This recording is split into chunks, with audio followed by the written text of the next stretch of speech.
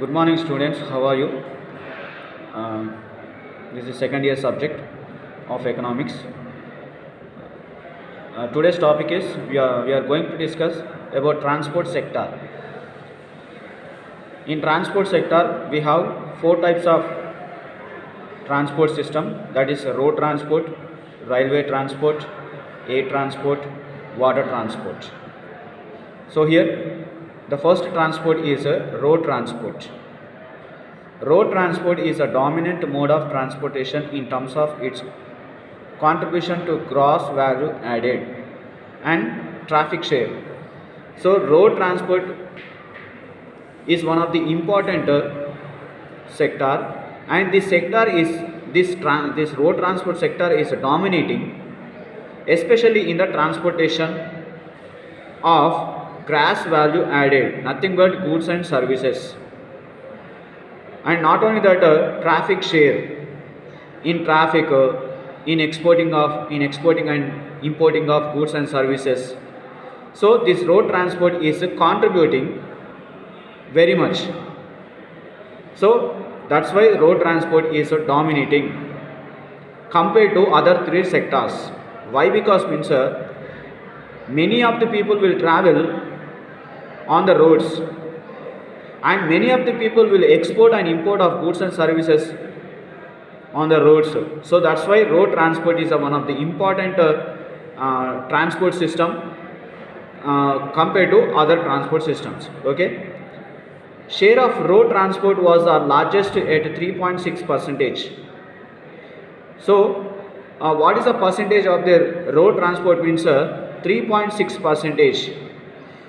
This is the highest percentage of railway transport, water transport, air transport. Why? Because means I said no, the goods and services are exported and imported on road, and there is a heavy traffic also. National Transport Development Policy Committee report, according to 2011-12, road transport is estimated to handle 69% and 90% of the countrywide freight and passenger. So National Transport Development Policy Committee report. This report was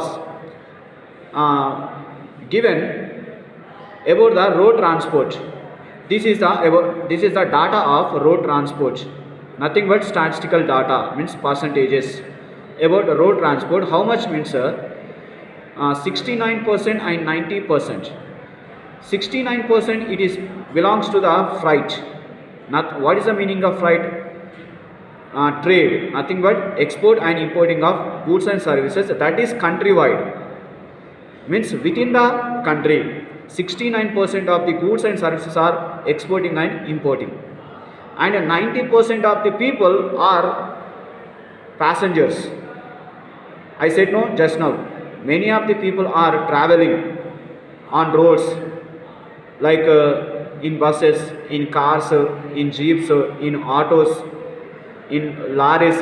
So whatever it may be, you may take any vehicle. So many of the people are traveling on road. So that's why the traveling of passengers, how much percentage is there? Means 90%. That is countrywide. Next, the Ministry of Road Transport and Highways is mandated with the development and maintenance of road networks and implementation of the Motor Vehicle Act. So the Ministry of Road Transport and Highways, this ministry is having one mandatory. What is that mandatory? Means development. This ministry is developing the road developments and highway developments, and not only that, this ministry is maintaining the maintenance of roads, maintenance of highways, of road networks. So this ministry is handling, this ministry is maintaining the road networks, that is called mandatory. What is the meaning of mandatory? Nothing but it is a compulsory. This ministry only will take out all the activities of road transport and implementation of the Motor Vehicle Act. Ministry of Road Transport and Highways implementing the Motor Vehicle Acts. So you know about very well Motor Vehicle Act. What is the meaning of Motor Vehicle Act? If you ride bikes, cars, jeeps, lorries, whatever it may be, vehicles, that all vehicles comes under the Motor Vehicle Act. According to this act, you have to drive. So this is called about the road transport. Second one is railways. Railway transport. Railways was nationalized in 1950. Indian Railways with over 68,000 route kilometers is the third largest network in the world under single management. So railways was nationalized, recognized by the government of India in which year means in 1950. Indian Railways covered how many thousands of kilometers means 68 thousands of kilometers covered in our country. So Indian Railways is one of the third largest network in the world under single management. So who will manage this Indian railway system means central government will manage the Indian railway system. So that's why railway system is also one of the important transport sector. Why? Because means after road transport sector, railway transport sector is playing very important role. During the 2018-19, Indian Railways carried 120 crores tons of freight. Means in Indian railway system, 120 crores of the tons of freights, nothing but 120 crores of tons of goods and services has been exported and imported within the country. How many tons of crores? 120 crores tons of freight. And not only that, 840 crores passengers are travelled in Indian Railways. So you have to think after road transport, railway transport is playing very significant role to the people to export and import of goods and services and to travel in the railways. So next, railway safety is the highest priority by Indian Railways and prevent accidents. So Indian in a railway system giving priority to the to the safety.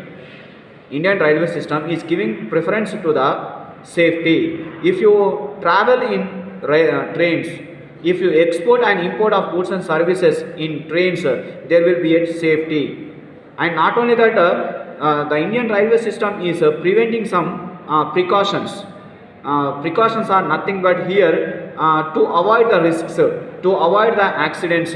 So that's why railways are also playing very important role after road transport. And the third transport is air transport. India is the third largest domestic market for civil aviation in the world.